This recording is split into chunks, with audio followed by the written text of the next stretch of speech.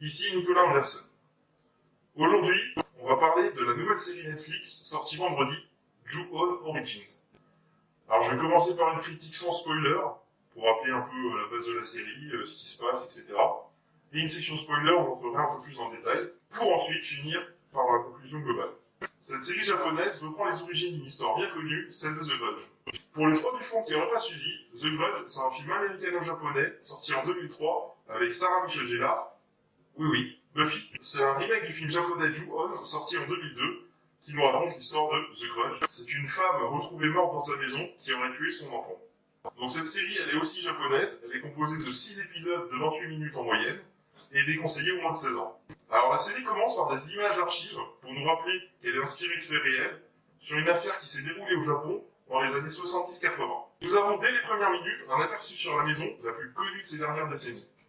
Tout au long de la série, nous suivrons l'histoire de plusieurs personnages, souvent par couple, qui suite à une visite dans la maison vont subir des sorts plus ou moins funestes.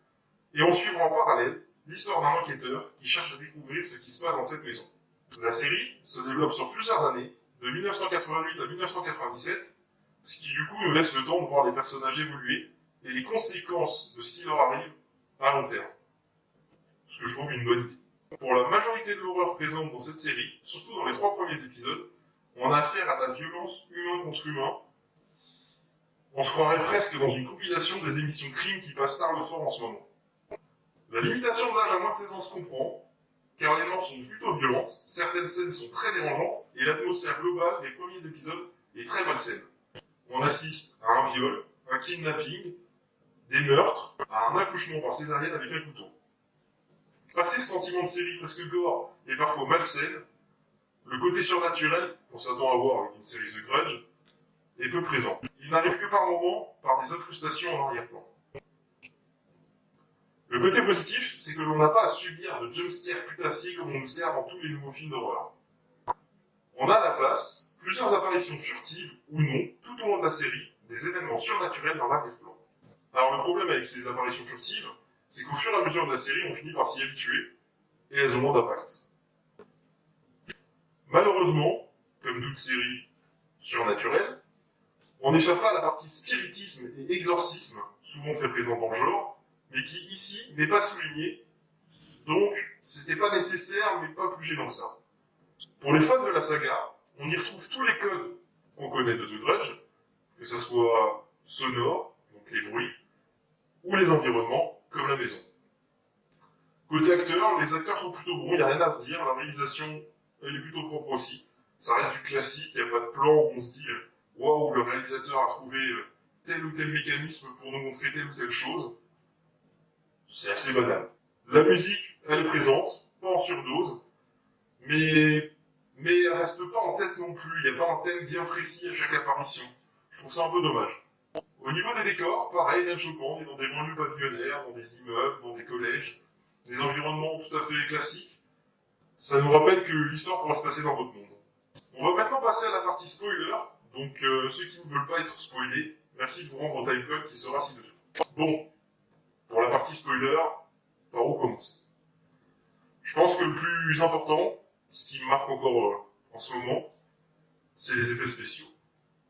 Il y en a peu, certes, mais pour le coup, il n'y aurait pas dû en avoir. Ceux qui sont présents ont complètement sorti de l'expérience. Le premier, l'enfant fœtus, je sais pas trop quoi en penser.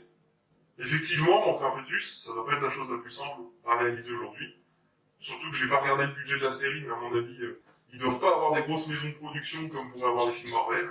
Mais là, je trouvais que ça ressemblait à un croisement d'une limace et d'un bébé, c'était affreux. Et puis la scène où il ouvre grand la bouche pour ensuite rentrer dans le corps de son père. Deuxièmement, le cadavre du mari Tetsuya. On l'aperçoit seulement à l'enterrement, c'est la mère qui demande à ce que la copine puisse le voir. Quand on voit le visage bloqué par la peur, c'est affreux. On dirait une poupée de cire, c'est mal fait, c'est pas crédible, et ça m'a aussi sorti de la série.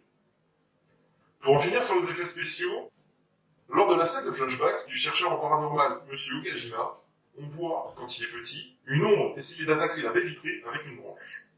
Alors l'ombre en elle-même n'est pas mal faite, mais à un moment, allez savoir pourquoi, ils ont mis 2 petits yeux en animation, ça fait cartoon, c'est dégueulasse. Bon, hormis les effets spéciaux, la série est plutôt bien menée, on cherche à savoir ce qu'il arrive et on essaie de suivre l'enquête. Par contre, par moments, je trouve aussi qu'il y a quelques incohérences ou quelques facilités scénaristiques. Par exemple, si on prend le cas de la femme qui se fait avorter au couteau, pourquoi est-ce qu'elle essaye de tuer son mari? Elle n'a jamais été dans la maison, à part le fait qu'elle ait un bébé qui n'est pas de lui, mais est-ce que ça serait une raison pour tuer son mari? Pour les camarades de Kawaii, c'est pareil. Il l'emmène dans la maison pour la violer, en lui disant « tu sais pourquoi on le fait ?» et sans nous préciser, à nous spectateurs, en dehors de la série, pourquoi ils le font. On a aussi le kidnappeur d'enfants, Monsieur N. Pourquoi un si petit rôle et pourquoi aussitôt dans la série? On le voit à peine 5 minutes, juste pour nous montrer qu'il a kidnappé un enfant et qu'il le frappe, et on le revoit que plus tard dans la scène de la prison. Je pense qu'elle n'était pas nécessaire, cette scène. Cette fin. Mais qu'est-ce que c'est que cette fin? Une fin ouverte, où le peu d'explications qu'on pourra avoir ne nous est même pas donné. Une fois que l'enregistrement est enterré avec les restes du bébé, la protagoniste se fait encore attaquer. Pour finir, l'image de chaque générique de fin. Je la comprends pas. Une étendue d'eau comme ça, moitié verdâtre, sans explication. On sait pas si ça a un lien, le fait que certains personnages finissent noyés peut-être, mais pareil, c'est qu'une supposition. Donc en conclusion, comme vous l'aurez compris, je suis pas conquis par cette série, j'arrête pas d'y penser et je me dis que elle est pas mauvaise en soi, mais pour moi, de très nombreux défauts. C'est pas la série que j'attendais, c'est pas la série The Grudge que j'attendais. Je pense qu'ils auraient mieux fait de cacher plus de choses qu'ils nous ont montrées, surtout par rapport aux effets spéciaux. Et en plus, on s'attend à voir une fin, une explication, les origines de The Grudge. C'est pas du tout ce qu'on voit dans la série. Donc je vous dirai pas si vous devez ou non la regarder, je pense que la série elle plaira mine de rien. Surtout aux gens qui sont pas habitués au genre de l'horreur. Elle est assez accessible, je pense. Le côté surnaturel étant très peu présent, je pense que ça pourra plaire. Surtout ceux qui sont pas habitués aux films de genre et qui voudraient juste frissonner. En tout cas voilà, c'était mon avis personnel sur Ju-On Origins. J'espère que vous avez apprécié la vidéo. Je vous laisse, si c'est le cas, me donner votre avis en commentaire sur la série ou même sur les films The Grudge. Je vous dis à très bientôt, abonne-toi et rejoins-moi dans les profondeurs de l'effroi.